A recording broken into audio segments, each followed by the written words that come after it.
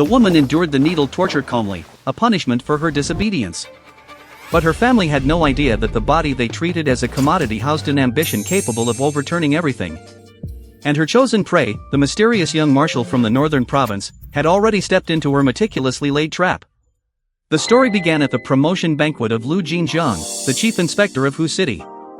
Du Fengqi, the young marshal from the north, made a grand and arrogant entrance. Unpredictable and dismissive of rules, he even presented the skull of a rival as a congratulatory gift.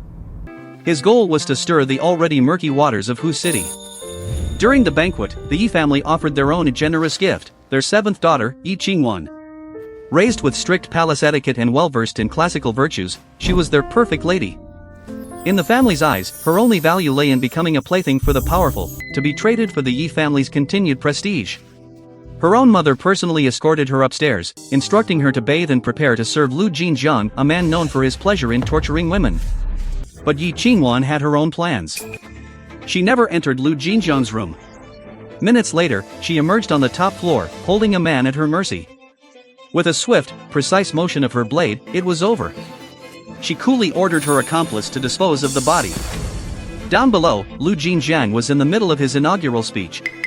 The corpse that suddenly crashed from the sky humiliated him publicly, turning the assassination into a perfect piece of theater. And this performance had only one intended audience, Du Fengqi. Watching from a distance through his binoculars, he witnessed it all. A refined lady, breaking every convention to kill and dispose of a body with chilling efficiency. The extreme contradiction instantly ignited his desire to conquer her. He intercepted Yi Qingwan.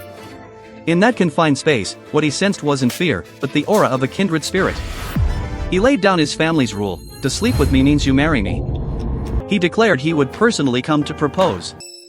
This was exactly the first step in Yi Qingwan's plan. She had already studied Du Fengqi thoroughly. He was mysterious, powerful, loved guns, falconry, and taming wild horses, obsessed with everything untamable. To make him her weapon against the wolves and tigers, mere physical attraction wouldn't suffice. She needed him fascinated by her very essence. That's why she chose the day of Du Fengqi's arrival in Hu City to make her debut with an assassination. But the game had just begun. Back at the Yi residence, the family's wrath awaited her.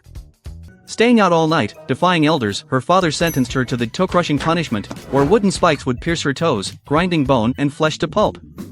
Yi Qingwan coolly pointed out her own value: she was the last unharmed daughter the Yi family could offer. If she were maimed, who would appease Lu Jinjiang's fury? The family relented. The punishment was commuted to the needle torture. Steel needles were driven under her fingernails, excruciatingly painful, yet leaving no visible marks. The matron performing the torture, Madame Li,